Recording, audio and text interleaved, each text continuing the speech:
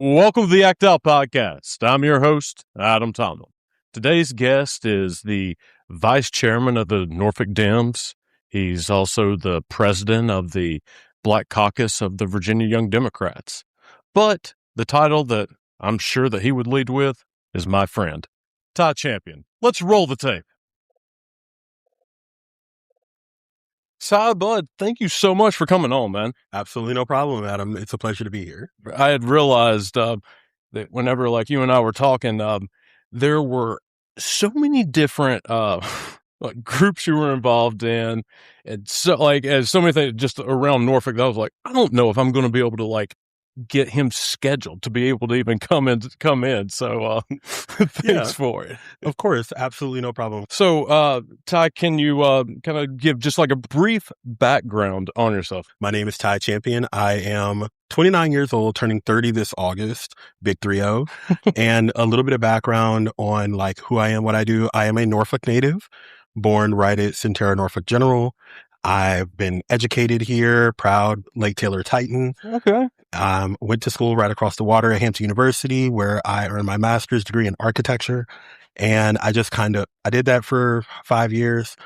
And, when you have a passion, you just kind of jump into it. Mm-hmm. So I jumped right on into it, worked a campaign, rolling that ball and getting large cohorts of people together and energizing young people specifically to get involved, stay involved, and become their best advocate for themselves. Growing up, were you interested in politics, or was it something that you kind of developed over time? It was something that more so developed over time. So I have to put a lot of background into it. All right. So the first election that I actually concretely remember is Bush v. Kerry in 2004. I was going to school in Virginia Beach at the time. That is the very first election that I voted in. I'm not going to tell you how old I was. I don't want you to, but yes. Okay, so sorry, you were in Virginia Beach. Yes, I was in Virginia Beach. We had a mock election. So they had us all go to the cafetorium. We were able to click and pick and vote for who we wanted to. And then they announced the results of the vote. And Kerry lost by a lot. He lost the youth vote. He lost the elementary school vote in Virginia Beach at one particular school. So John Kerry, if you're watching this, I'm so sorry. You lost Bayside Elementary. I'm sorry. He is a future friend of the podcast. I'm sure he's watching this. So and I remember being like, oh man, because when you pick someone and you're like, I want this person to win, and then they call the results out and it's like George W. Bush, 65%, John Kerry, 35%. And I'm like, oh, technically that's the first time I voted. It didn't count. But then after that, not according to Trump. But the first time that I really got invested in a race was Obama 08. Okay. And that was the first time because I saw a candidate running for president that actually kind of looked like me. And I'm sure that's very familiar for a lot of people in my age cohort. We're actually seeing a president that kind of looks like us. Uh-huh. Now, don't get me wrong. I didn't have any clue what was going on before Super Tuesday. That was foreign to me. But then once, we started getting closer to the election, I'm like, this Barack Obama guy, it's something about him. I'm going to keep an eye on him. And of course, that kind of got the ball rolling. I actually got one of his books and read it. That was a really good read. The Audacity of Hope? Yes. Then election night, 2008. Oh, I'm sure I remember it like it was yesterday. I am wrapped up in my comforter, sitting up on the bed, watching the states come in. I see a projection and it's we're predicting Virginia is going to go for John McCain. And I am crushed because I'm no. And then I don't remember who the guy was, but he's hold on, wait. We are getting word that Barack Obama has won the Commonwealth of Virginia. And with that, we project Barack Obama will be the next president. So I literally am ecstatic the rest of the week. So from that, I've just kind of always kept that in the back door, kind of in the back of my mind. That would be kind of cool to do one day. I wanted to, at the time, I think I wanted to be a lawyer. Mm. Did I expect me to be doing everything that I do now? No, but I've always had that spark from that point forward. And I've just kind of kept on with it. I first got involved in Hampton Roads Young Dems after I graduated from Hampton. Got involved with HRYD, kind of at a low level, like I'll just be a member, HRYD, Hampton Roads Young Democrats. So I do that in 2019. COVID happens, the organization completely collapses. It's one of the many COVID fatalities because how are we supposed to gather? We don't know if we're going to gather and all die. Everything kind of shutters. I am divested because COVID is happening. Mm-hmm. So I'm like, I'm going to worry more about, one, am I going to continue to be employed? And two, am I going to be able to evade this virus? Yeah. So COVID eventually lets up. 2023, I say, it's time to get involved. And 2023 is when the Virginia elections are. For anyone who may be listening, Virginia elections are offset 1 year from your typical election cycle. So Virginia has what we call off-year elections. That's where we like anything at the state level. It makes us inundated with political ads like just all the time. It seems like it's yes, it's unfortunate. The election cycle for 2026 really started the day after the elections in 2025. So if you live in Virginia, there's always an election every November. My delegate, who actually used to be my member of city council, announces that she's going to run for the new state Senate seat because the maps were redrawn because we had redistricting in 2020. So for 2023... Is this Angela Williams-Graves? This is Senator Williams-Graves. She is the best and friend of the podcast as well. Love that. And honestly, if it wasn't for her, I don't think I'd even be here because we had a conversation at the Panera on Military Highway. And I was like, I'm really interested to help you out. I want to learn more. I really want to get involved, all of that sort of thing. And she really just opened up, took me under her wing. It was like, this is what I do. Mm-hmm. This is what I did on council. This is, how the state is working. So I really look up to her, not only as, someone who really is trailblazing, especially in Virginia, the former capital of the Confederacy, to be the dean of the Norfolk delegation now at the General Assembly. That is truly inspiring. Unfortunately, she also went to the wrong high school. She went to Booker T. So I can't really, I give her a lot of credit. I can't really forget that one. But really, if it wasn't for her, I honestly don't think I'd be sitting here because she was so warm and open and willing to teach. And I'm sitting here willing to learn. And I'm just very, very thankful for her. So after that meeting in the Panera, I go ahead, I volunteer for her campaign in the primary. So every day after work, I leave my job in Chesapeake. I drive to the HQ in Norfolk. I pick up the literature and I am on doors all throughout the city. That is generally what I am doing 6 or 7 days out of the week. I'm going, I'm hitting doors, I'm spreading the message, I'm working. I'm essentially working as a super volunteer. Just very consistent, very reliable, making sure that we get the message out. So, with her going up to the state Senate, and now I have Delegate Glass, who is my delegate, and just having all of these people that are legitimately good humans. Yeah. Really helps to make the work that I do really, really easy. The 2023 cycle happened. My predecessor is like, you're going to be the next president of HRYD. I say, no, absolutely not. And you're not going to make me do it. I tell him straight up, no, find someone else. What about your vice president? Okay, well, we'll need to have a talk. They have a talk. We have a talk. I'm like, you know what? Fine. I will file just purely to say that someone filed. The filing period closes. The very next meeting, president is uncontested. And I'm like, excuse me? There's supposed to be someone else filing here. I'm supposed to be withdrawing. So I pretty much got hoodwinked into taking up leadership. But very often I tell people leadership, the best leaders often don't want to do it. And I really didn't. But I took the kind of a like backhanded compliment there, or backdoor compliment. Yeah, because I really did not want to do it. I'm like, why me? I don't work in politics. My degree isn't in political science. I have no real name recognition or political capital. So I'm like, okay, look, I'm here. I'm in this space. I'm going to do the best that I can. And I honestly, once I got my rhythm, the first 90 days was a little rough because I took up leadership and immediately had to start planning the first fundraiser under my tenure. Uh-huh. And having to now go from being just a general member where I can just show up and do whatever to, oh, now I'm the guy. Totally different. I had trackers come to my event. Trackers. Oh, yeah. I was about to ask you what a tracker Yeah. was. So what a tracker is, it is, for example, let's just say we are of opposing parties. You are teal party, I'm yellow party. If I have someone who is strongly yellow party, I will be like, hey, you look like you could fit in with that teal party crowd. Go to their event and see what you can see and report back. Mm. Now, keep in mind, we have not had any trackers at any event. Right. The only reason I feel like we had a tracker at that event is because we had a congressional candidate who was a sponsor of the event. They went to try to catch her hot mic and whatever. But Who sent the tracker?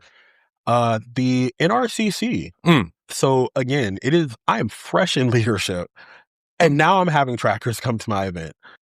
If that's not, being trial by fired, I don't know what else is. So we have the event. There's a few hiccups, but we wind up raising about $6,500. Keep in mind, when I took over HRYD, I effectively only had $77 to pull this event off. At the start of my second term, I said, unless there is something so urgent, I am not going to run again in 2026. Leaders are only effective for a certain amount of time because at a certain point, certain people become complacent. Uh-huh. Do you think the leaders or the people underneath, or both? It could be a combination of both. I intentionally don't like surrounding myself with yes people because I want people who we're all going to be pushing each other to be. I think that's a bad idea. Get it? Yeah. So I think that also, I don't believe that organizations should develop around one person. They should develop around a philosophy. They should develop around an idea. If it starts feeling like this chapter, this organization is, this is Ty's chapter, I've stayed too long. Yeah. So with HRYD, I served my 2 terms, where in my second term, I became chair of VAYD's Black Caucus. So I have a statewide title now, in addition to a local regional title. I am no longer president of HRYD. I'm still chair of Black Caucus. I decided I'm going to run for one more term, and I helped to build some things into the state constitution to make things more equitable, more just, help to serve more people, get more diversity. And with that, I wrote 14 amendments and I was able to get 12 of them passed. Dang, man, that's a pretty good success right there. It wasn't anything of, you're going to do this. It's about building connections. And it really comes down to what style of leader you are. I built my brand off of, I'm going to put all my stakeholders at the table. We're going to be inclusive. We're going to be intentional, and we're going to collaborate. That's where we all come at the table. We understand we're not getting everything, but when we're able to collaborate on a solution, there's buy-in from everyone. So it doesn't really feel like as big of a loss. Yeah. So that's generally how I got here with many of my titles, and being a young Dem also really helped because I was able to become vice chair of my local Dem committee. So I'm just here to serve. It's so funny how our journeys were so similar yet different. So very first campaign I ever remember being involved in was elementary school. And it was the 1992 Georgia gubernatorial election. It was Zell Miller versus Guy Milner. Those were the 2 candidates. And Miller versus Miller? Did you just say Miller versus Miller? Miller versus Milner. Oh, yeah. Ooh. Oh, yeah, yeah. So it was, I got to pick which candidate I wanted to be, and then my best friend got to be the other candidate. So I went with the name that was the coolest, Zell. Obviously, Zell's so much cooler than Guy. Yeah. So I remember getting home. I'm like, "Hey, Dad, I'm one of the candidates for governor. I'm Zell Miller." He was like, you know he's a Democrat, right? And I was like, oh, man, I realized I messed up. I grew up in a very conservative Republican house. So the 2004 election, that was the very first one I could vote in. And I remember writing a speech. It had been like, if you don't stand for something, you'll fall for anything. Yeah.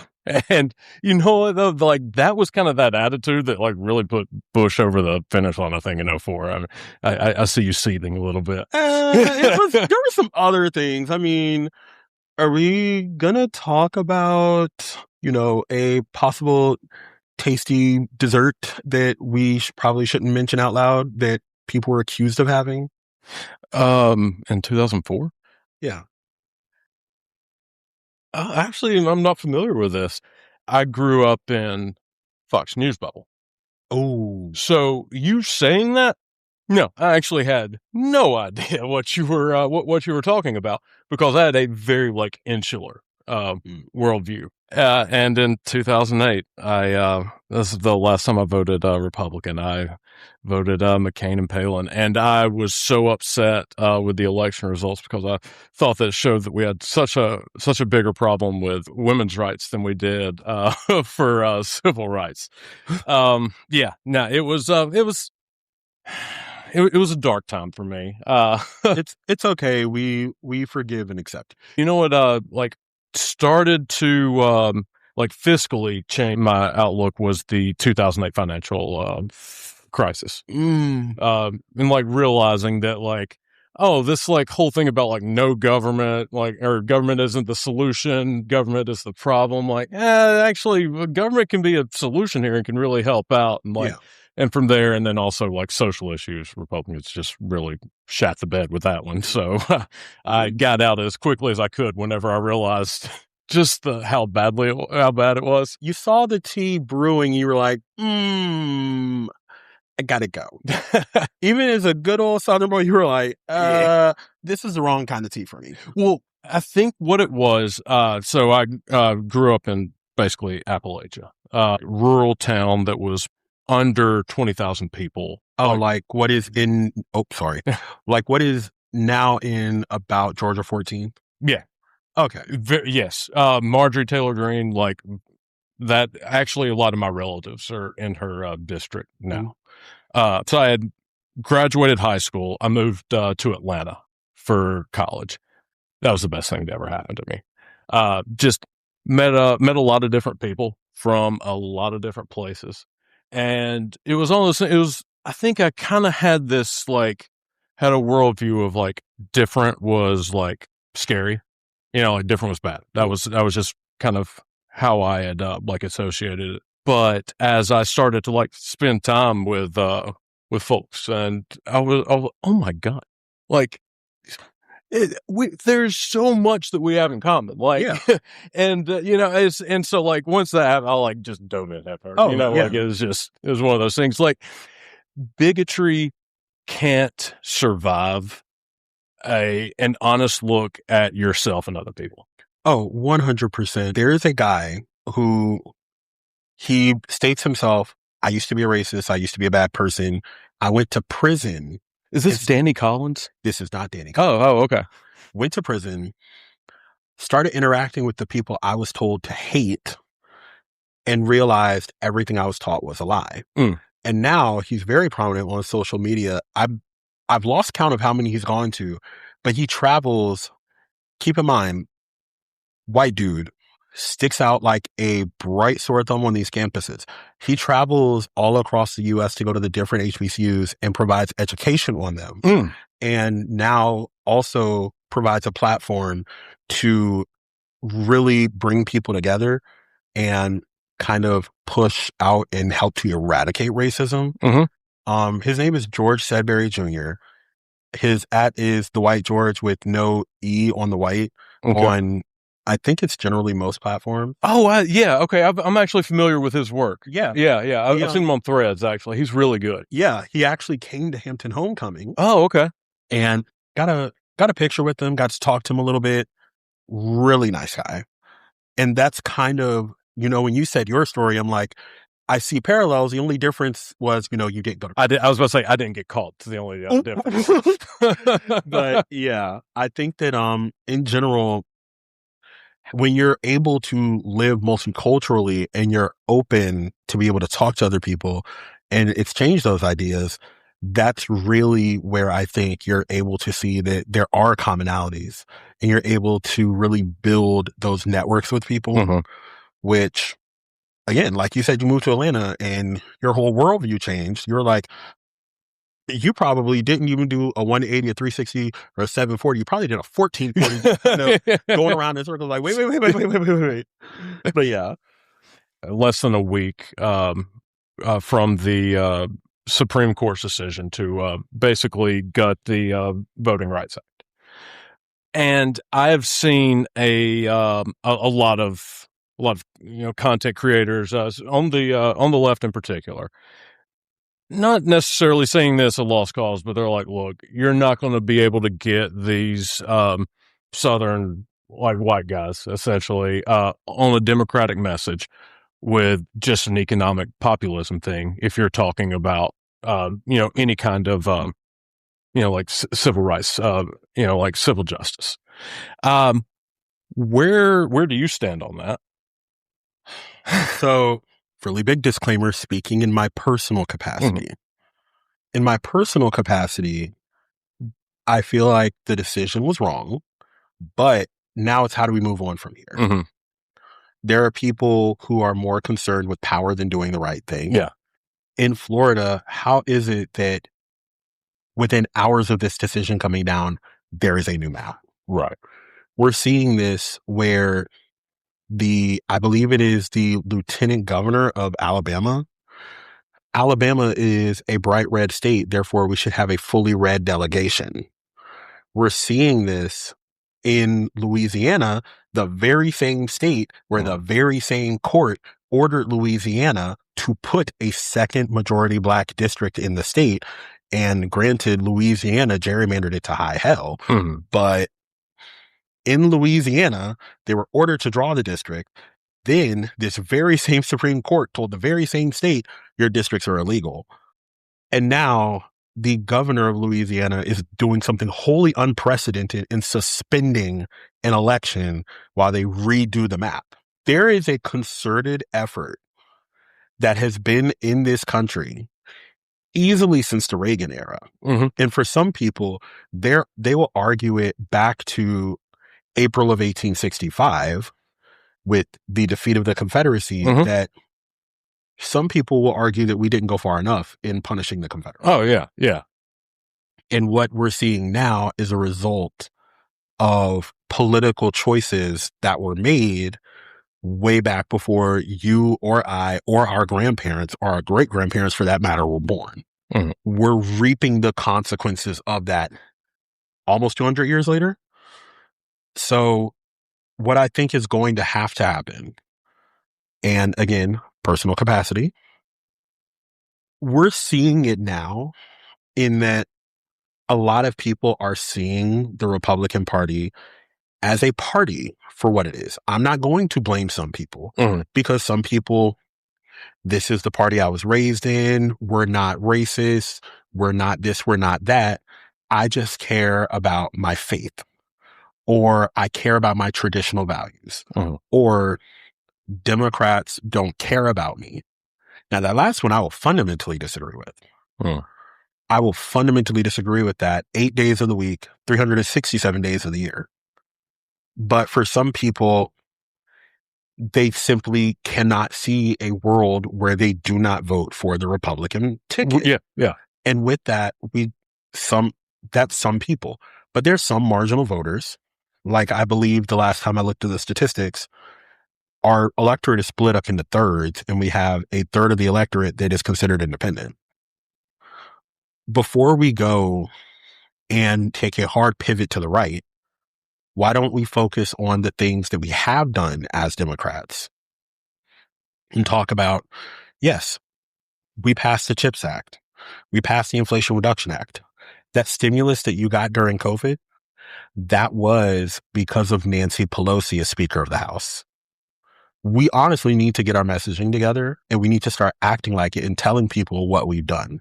Now, places where we shoot ourselves in the foot, a lot of the times, because our tent is easily about the size of 3 city blocks, we have so many moderate Dems who are like, I will not vote for this if it's not means tested. When things become means tested, they're often slow to roll out. The effects take a while to come down. Like, we're starting to see some effects from Biden era policy, but based off of everything else, they've taken so long to roll out that they've kind of been mitigated by other extenuating circumstances. For as much as I pay in taxes, if I help some people who don't need it, I'm not that upset. Right. I would much rather have my tax money going to helping more people that may not necessarily need it in some circumstances than my tax money. I'm still paying the same amount of taxes, but now more people are getting less. Yeah.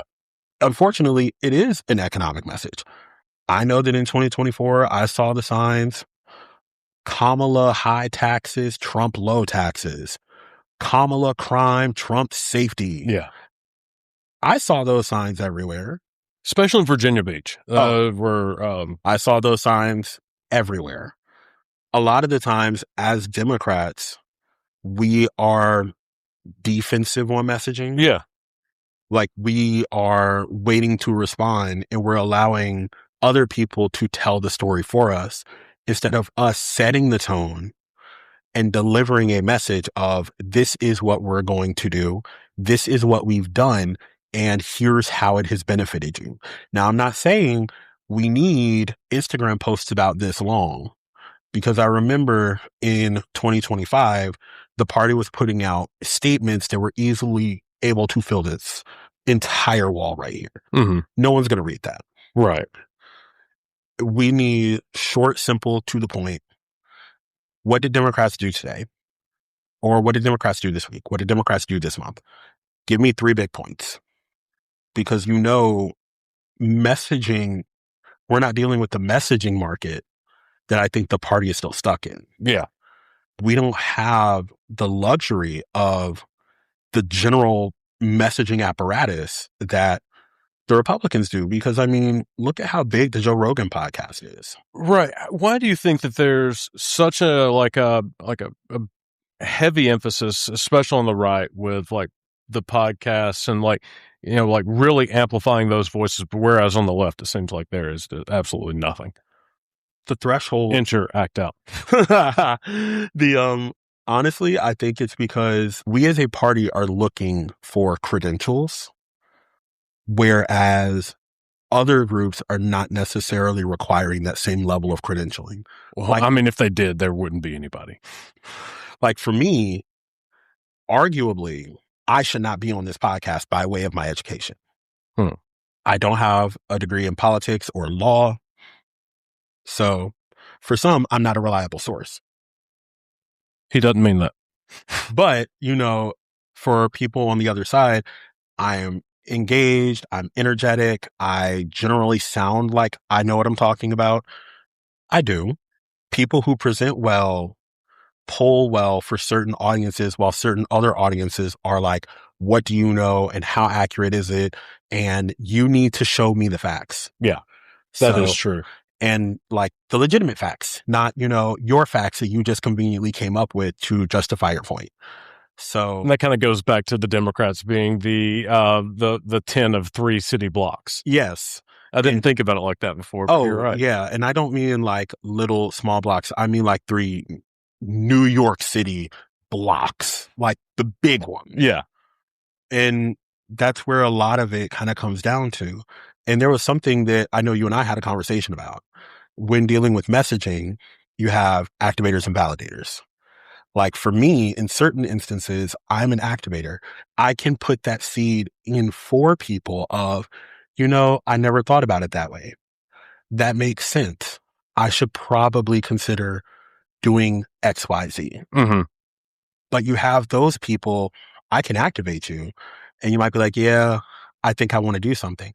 But when you get a validator who says, yes, that message is correct, that gets people way more involved because it comes from a trusted source. Like for me, I am a larger activator because of the positions that I hold Right. and the experiences that I have.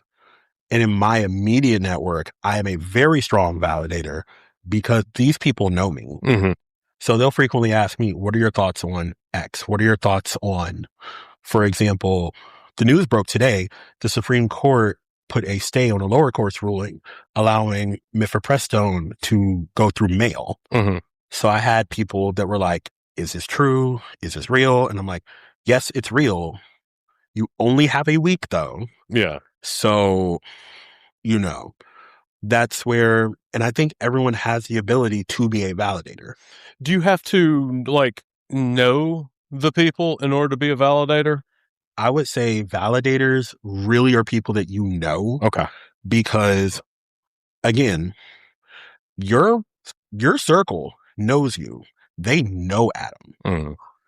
I could say one thing to them and they'll be like, okay, yeah, that sounds fine. But if you're like, no, he has a point and here's how, because XYZ, blah, blah, blah, then you're able to validate the message that I'm giving, which then spreads it and confirms it with your friends, because we all have confirmation bias to people we know. Yeah. We all have confirmation bias to people we know. And you will be much more effective to the people that you know versus me. Going back to 2023, when I was canvassing people, I actually wound up knocking on the door of one of my mom's friends. And she stopped and she was like, okay, explain to me what's going on in this particular election. I was like, well, I'm volunteering for Delegate Angela Williams Graves, who is running to be your next state senator. She is in a primary with City Councilwoman Andrea McClellan.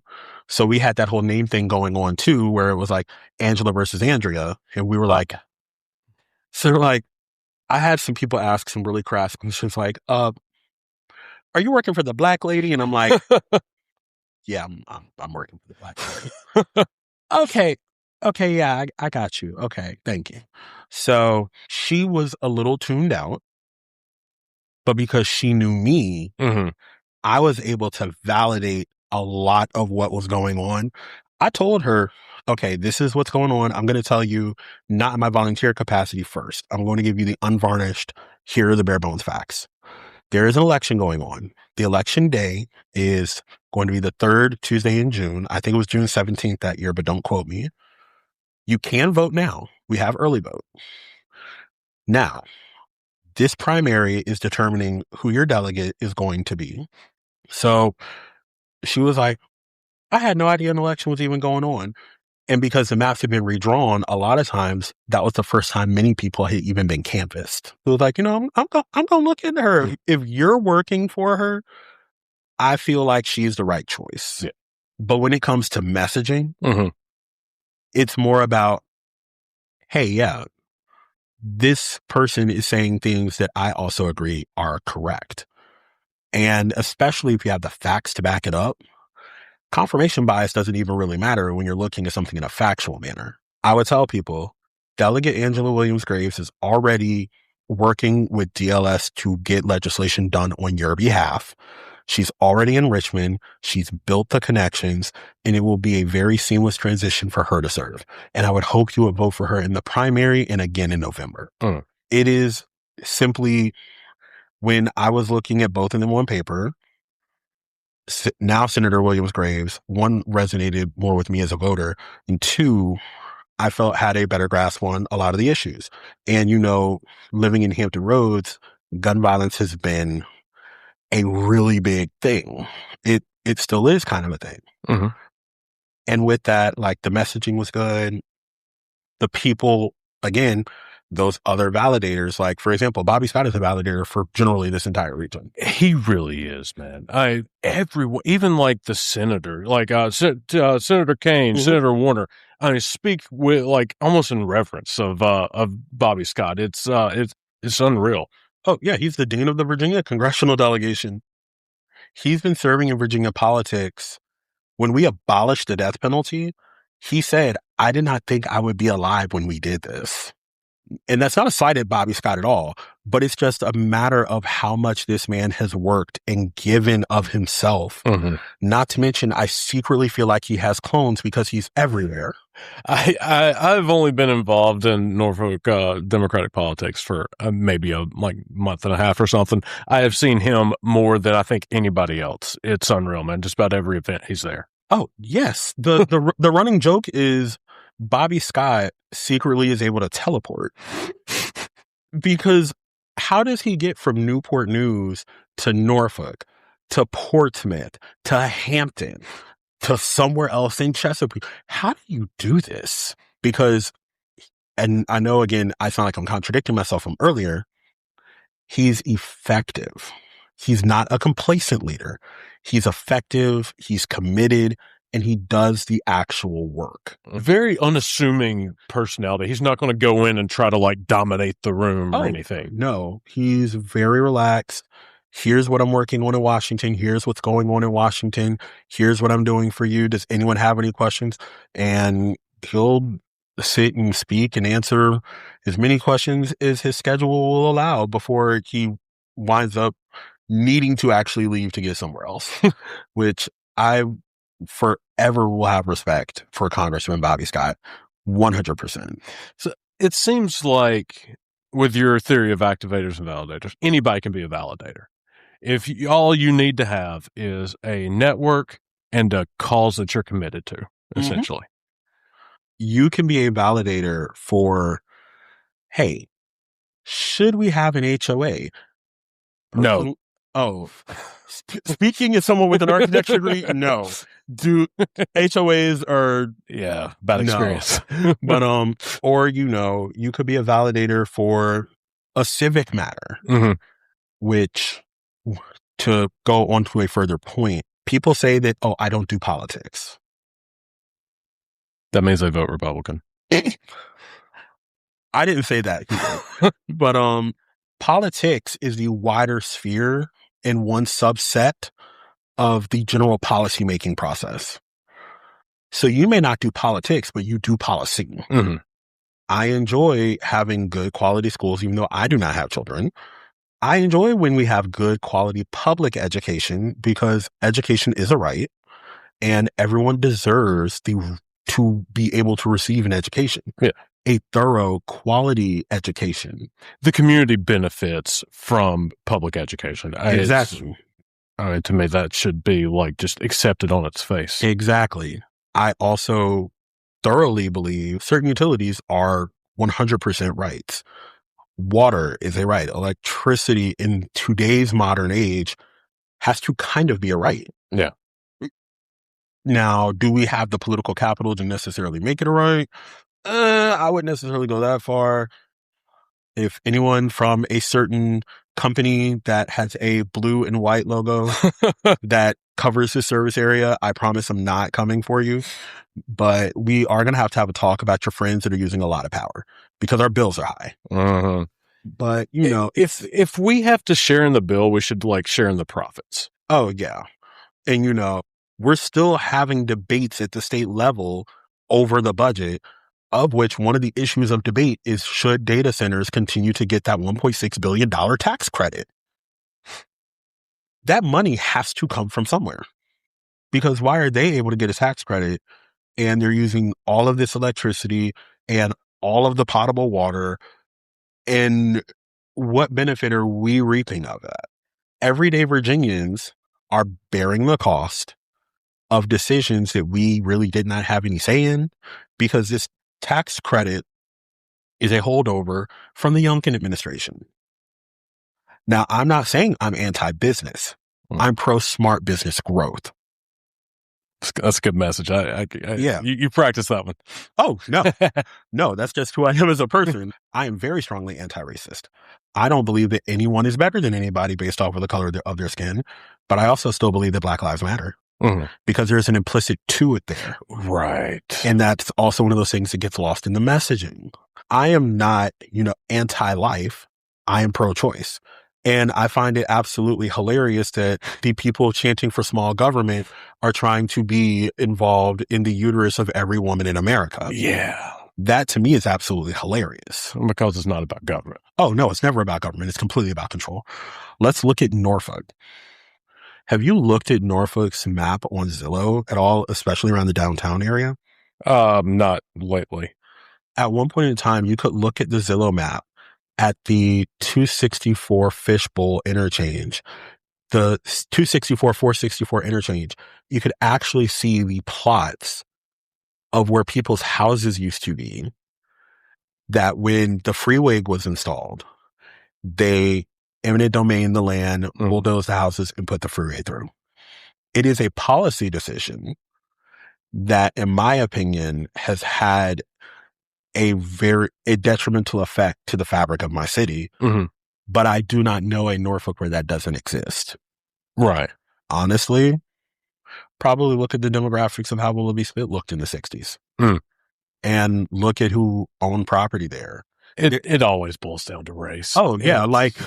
And this is one of those things, because certain things are policy decisions that aren't political, and certain things are political decisions that are not policy. But how can anything involved in politics not be political? I feel like even policy that should not be political, inevitably has politics attached to it. Because realistically, I'm sure you and we both vote the same way. Do we necessarily have an agreement on what we think the personal property tax rate should be in Norfolk? That's why I'm like, political decisions, very shallow. A policy decision. Okay, the policy is voting overall. How much easier do we want to make it for people to vote? In Virginia, we went from being one of the hardest states to vote in to one of the easiest states to vote in. Mm-hmm. The overarching message that some people that are neither you or I, nor would they agree with us very much, is the Democrats have made it too easy to vote in Virginia. When turnout is low, who wins? Usually the Republican. When the weather is bad, who wins? Republican. Hurricane Isabel could come back outside. A Republican voter is going to stand in that line and make sure they vote. Probably live stream the whole thing. Exactly. They're going to call Jim Cantori in. But for Dems, I will say this. Black people do not go outside in bad weather. Like, if the weather is bad, it's very much, I'm not going. There's weather elements. Sometimes our base is fractured. Again, our tent is so huge. The redistricting referendum is actually a pretty good example of that. Oh, I have done so much data on that. Okay. Adam, I could make your head spin with the data that I pulled, the numbers that I pulled, and just like looking at where things are. I actually did write a report up for NCDC. Mm-hmm. Turnout in the referendum election was 38%.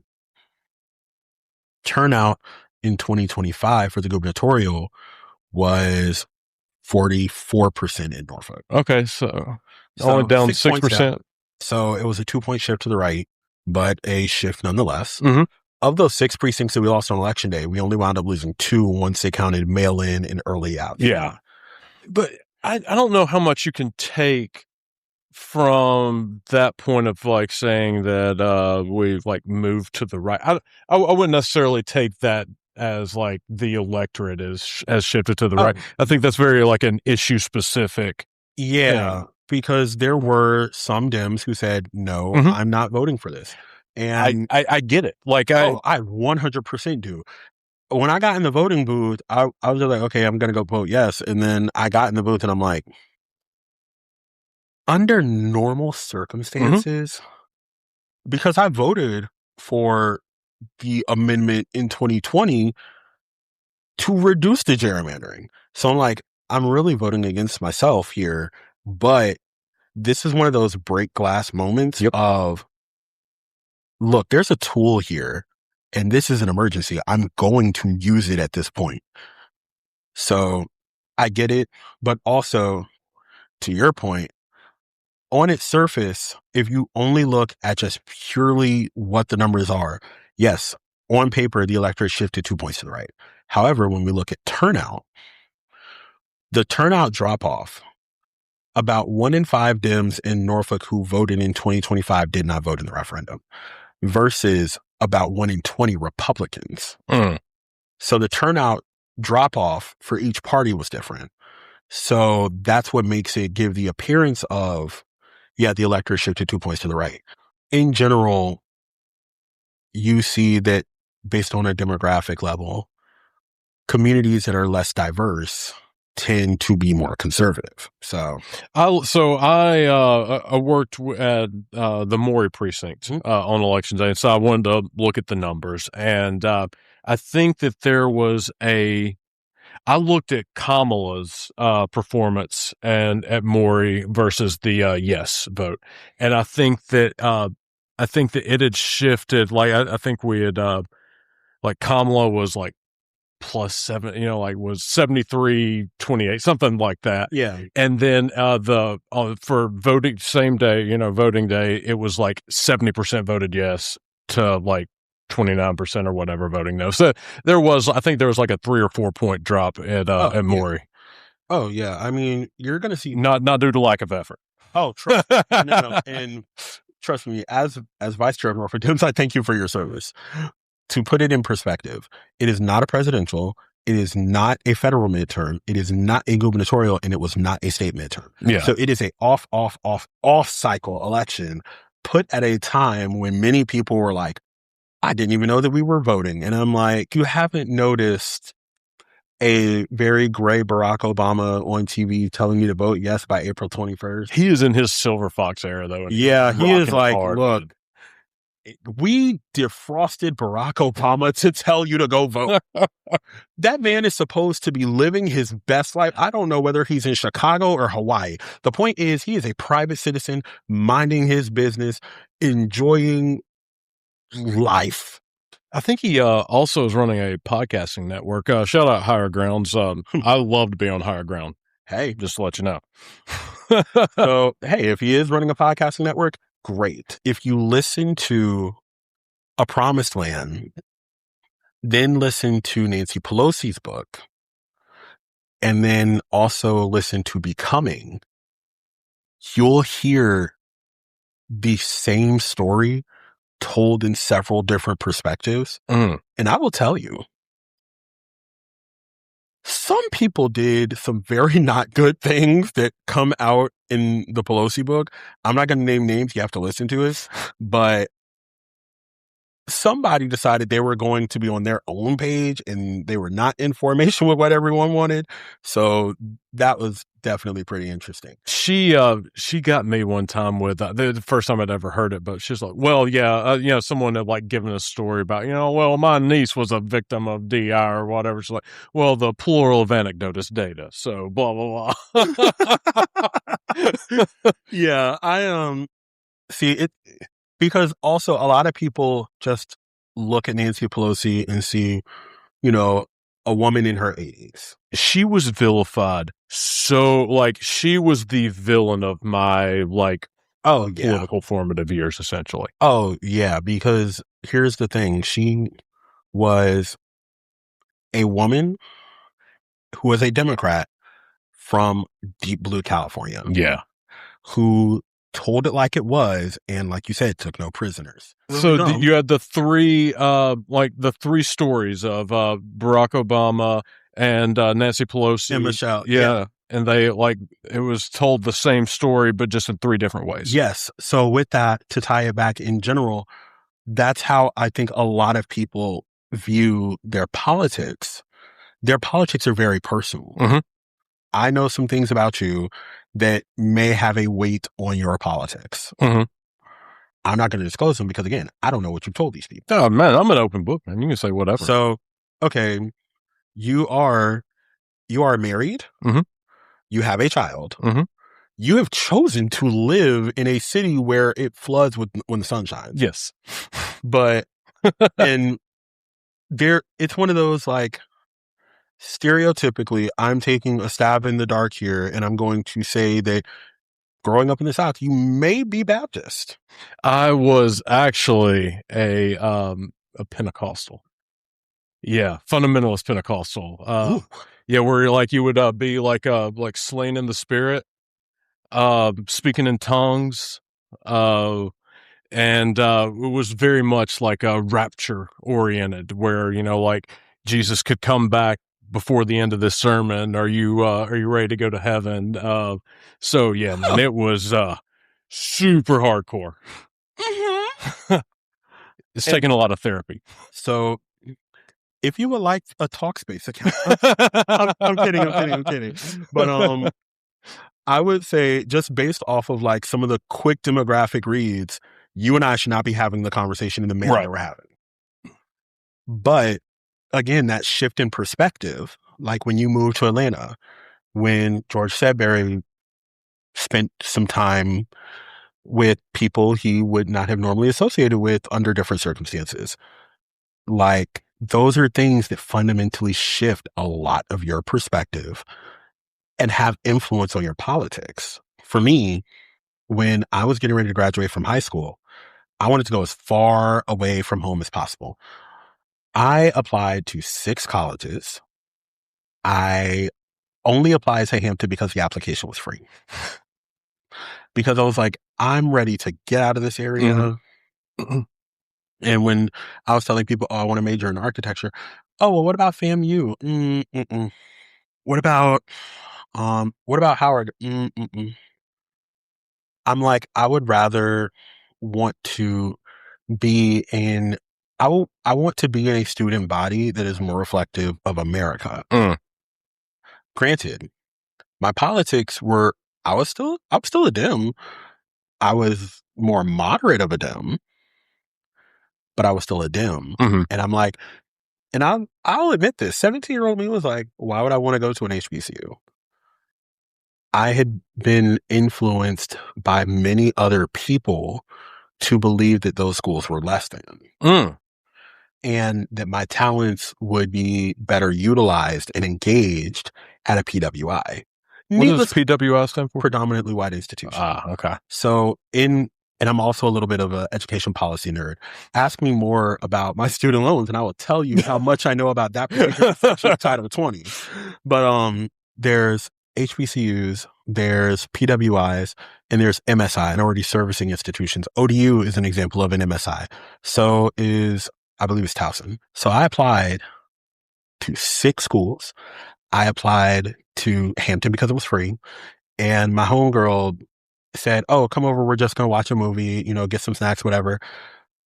She brings me in the house. She locks the door, puts the laptop in front of me and stands in front of the door and says, you're not leaving until you finish this application. So technically I was kidnapped and held against my will, but it's fine. I applied to Georgia Tech, Virginia Tech, Washington University in St. Louis. Okay. Dude, I applied to Georgia Tech and Washington University in St. Louis too. See, I applied to Rensselaer Polytechnic, Pratt Institute, and there is, oh yeah, that's 6. So yeah, I applied to those 6. 5 of those said no, including Washington University in St. Louis, even though they had been sending me mail since my junior year.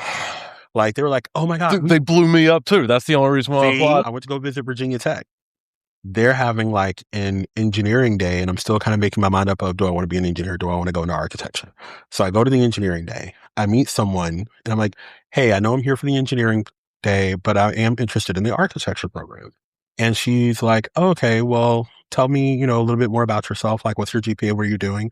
So I say, I currently have, as of my last GPA calc, my GPA was 3.25. And she looked at me straight up and said, oh, honey, you're not getting in. Like, point blank. I immediately stopped talking. My whole group is surprised. And apparently, again, this is told to me in retelling. My mother sees this other prospective student. He immediately looks at his parents and says, I don't want to go here because I don't like how she said that to him. I don't like how she dismissed him. And needless to say, we got out of Dodge after that because there was no real point. And I'm like, I kind of don't want to go here either, but I still kept my application open out of spite. They said no. So she wasn't wrong, but It was. She could have said it a little better. Yeah, like, I mean, hey, I'm 17. I think the world is my oyster. You're just like, no. But to circle back to Georgia Tech not only told me no, they told me no twice because I asked for them to reconsider their decision because they're like, my GPA went up. I went from a 3.25 to a 3.35. And they were like, you're applying with a 1660 SAT, a 27 on your ACT, and 4 AP courses. While this does show academic strength, our average applicant for your class has a 2200 on the SAT, a like 33 on the ACT, 33 or 34 on the ACT, and 9 AP courses scored 4 or 5. Unfortunately, we don't believe that the academic rigor that we provided Georgia Tech is suitable for you to be successful. And I'm just like, did you just call me stupid? Yeah. Did you become more liberal your time at Hampton, or would you say that you're, because you said that you were kind of like a centrist Democrat whenever you got there. Yeah, I was a more moderate Dem before I went to college, and now my politics have shifted, and I would consider myself a pragmatic progressive. Being at Hampton, my politics definitely shifted because I thought I had it rough growing up. But hearing the stories of the people that I made friends with and I was acquainted with in all that they did and how they were able to overcome a lot of what they went through, I'm like, oh my God, no one should have to go through anything like that. Yeah. And then furthermore, just generically as a college student, yeah, I have student loans. I walked across the stage and walked into like $49,000 worth of debt. So that was the one thing that really had me fired up because you went to school. Do you still have loans or yours? Yeah, man. So funny enough, for my undergrad, first time in my life I ever got on a plane, I flew to Oregon for a wedding. I sat down and I talked to this woman. She was like 94, 95 at the time. And she was like, what do you want to do? And I told her, I want to get into politics and I want to go to like law school. And she's like, you know what? I want to help you out. I was like, well, thank you very much. That is so kind of you. And then whenever I got home, my mom was like, did you meet somebody named Barbara? Yeah. She's like, she's paying for your college, right? And I was like, wait, where is she at? She passed, unfortunately, but dude, she paid for all 4 years of my undergrad at a private university. So, like, probably paid over $120,000 for me. Oh, you do not have to say anything about a private university. Hampton is private. I know. Yeah. Ooh. But I did go to law school, and she didn't pay for law school. So I am heavily in debt, but not because of undergrad. Okay, well, still, thank you, Barbara, for what you were able to do for this man right here. My focus has shifted a lot because, I didn't think that in my lifetime I would see major portions of my friends lose their rights. Yeah. I'm still remembering what I was doing in June of 2022 when the Dobbs decision broke. And calling my female friends, and some of them were in tears. Yeah. That is something that should get you fired up. Yeah. And then you have Texas with SB 8 that says, even if you leave the state, we'll prosecute you and the doctor who did it out of state. In general, we're hearing from the right, certain crimes do not matter if certain people commit them. Right. Yeah. Yeah. It is very interesting whenever, like, you will talk to a Trump supporter and you will, say the things that they've done. And at first, there'll be a denial. Oh, hey, there's no way he did that. And then from there, it kind of gets into a minimalization. Well, it's not that bad. Right. It's not that bad. And then, like, other side, and like, well, what about, the Democrats and the Pizza Gate or, like, it just, and so you can see, like, it's, your brain doesn't like to have that, like, cognitive dissonance. Oh, no. And the hoops that they jump through to make it seem like this guy is legit is crazy. There's a difference between confirming what the facts are and confirming what your worldview is. Correct. there is a huge difference between the two. Everyone has a bias, and they all are terrible. Because I had a project, and this is where, funnily enough, my first year professor said, architecture is like politics. It's full of sex and death. And I looked at him like he was stupid. Now, as someone who has worked in and still actively spends time in the political space, he's not really wrong. I really feel like a lot of people would respect a lot of our elected officials more if they were able to sit and confidently be like, yeah, I was wrong. Yeah. You have to be willing to give people some level. People are humans. Exactly. The only person I would expect to be a 100% field expert on is the person who invented the field. And even then, not for much longer. Yeah. Dude, Exactly. you have made Camden really mad, man. Oh. Yeah. Dude, actually, I think we're going up on a couple hours. Oh, dude. yeah. See, but the conversation was just so good. I've enjoyed this, man. You're going to come back on It sometime. was great to be here. But thank you very much for acting out with me. Absolutely no problem.